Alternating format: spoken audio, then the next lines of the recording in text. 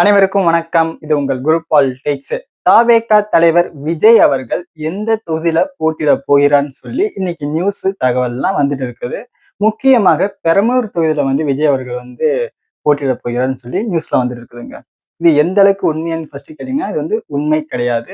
இது வேணா ஒரு உத்தேச பட்டியல்னு சொல்லலாம். அவங்கவுங்க ஒரு நிலைப்பாடு வச்சுட்டு சொல்லலாம்னு கூட நம்ம சொல்லலாம். ஏன்னா எந்த தொகுதியில நிக்க போறான்னு சொல்லி அபிஷியல் நியூஸ் அந்த கட்சியை சார்ந்து போட்டி எங்கெல்லாம் வேட்பாளர்லாம் எங்க போட்டியிட போறாங்கன்னு சொல்லி இன்னும் அபிஷியல் நியூஸ் வரல. ஏன்னா இன்னும் நிறைய கட்சிகள் எங்க இடப்பங்கீடு எல்லாம் பேசிட்டு வராங்க. ஸோ இந்த நிலையில அரசு புரசெல்லாம் நியூஸ் வரலாம். இவர் அங்க நிக்க போறாரு. ஏன்னா ஸ்டார் கேண்டிடேட் பொறுத்த வரைக்கும் எல்லாரும் சொல்றதுதான். இவர் இங்க நிப்பாரு, இவர் அங்க நிப்பாருன்னு சொல்லி ஒரு உத்தேச பட்டியல் வச்சுட்டு எல்லாரும் பேசுறதுதான் வழக்கம் தான். ஸோ அது தப்பு இல்லை.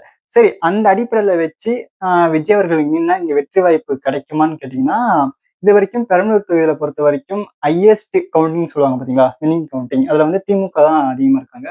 கிட்டத்தட்ட 8ல இருந்து 9 வாட்டி வரைக்கும் ஜெயிச்சிருக்காங்க திமுக சைடு.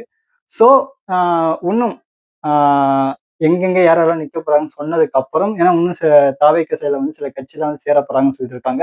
அது மட்டும் இல்லாம என்டிஏ அவங்க அதிமுக சைடுல இருந்து கூட எல்லாரும் சேர்ந்துட்டு இருக்காங்க. அது மட்டும் இல்லாம அவங்க எல்லாம் எங்கெங்க நிக்க போறாங்கன்னு சொல்லி அவங்க சைட்லயும் எங்கெங்கெல்லாம் எந்த வேட்பாளர் நிக்க போறாங்கன்னு சொல்லுவாங்க. அதுக்கேற்ற மாதிரி திமுகவும் சொல்லுவாங்க. ஸோ ஓவராலா இங்க ஓரளவுக்கு வந்த அப்புறம் தான் எங்க யாருக்கு வெற்றி வாய்ப்பு என்பது மிக அருகில் இருக்குதுன்னு சொல்ல முடியும். அதை தவிர்த்து இப்போதைக்கு இவ்வளவுதான் நம்மளால சொல்ல முடியும். திமுக ஆல்ரெடி அங்க ஜெயிச்சிருக்காங்க நிறைய டைம். ஸோ ஏடிஎம்கே ஒரு 2 டைம்ஸ் 3 டைம்ஸ் நினைக்கிறேன். ஸோ அது மாதிரி ஜெயிச்சிருப்பாங்க பெரம்பலூர் பொறுத்த வரைக்கும். ஸோ வெயிட் பண்ணி பார்ப்போம்.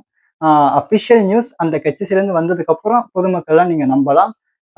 அதுக்கு அந்த நியூஸ் வந்ததுக்கு அப்புறம் சில நியூஸ் சேனல்லாம் போய் பொதுமக்கள் கிட்ட பைட் எடுத்திருக்காங்க. விஜய் அவர்கள் இந்த தொகுதியில வேட்பாளராக நிக்க போகிறாராம். இது உங்களோட கருத்தை நீங்க எப்படி பாக்குறீங்க அப்படின்னு சொல்லி பொதுமக்கள் கிட்ட கேள்வி கேட்கும்போது அவங்களும் பெருசா வரவேற்கதான் செஞ்சிருக்காங்க. ஓ அப்படியா, சூப்பர், நின்னாங்க அப்ப நல்லது செய்வாரா அப்படின்னு சொல்லி மக்கள் வரவேற்றிருக்காங்க. ஸோ இது வந்தாலும் நியூஸை கொஞ்சம் ஆராய்ந்து பாஸ் பண்ணுங்க. ஏன்னா நிறைய எலெக்ஷன் டைம்னால நிறைய பேர் ஃபேக் நியூஸ் ஸ்ப்ரெட் பண்ணுவாங்க. ஸோ பார்த்து ஷேர் பண்ணுங்க. நன்றி, வணக்கம். மீண்டும் சந்திப்போம். இது உங்கள் குரூப் ஆடியாச்சு, குரூப் பாலிடிக்ஸ்.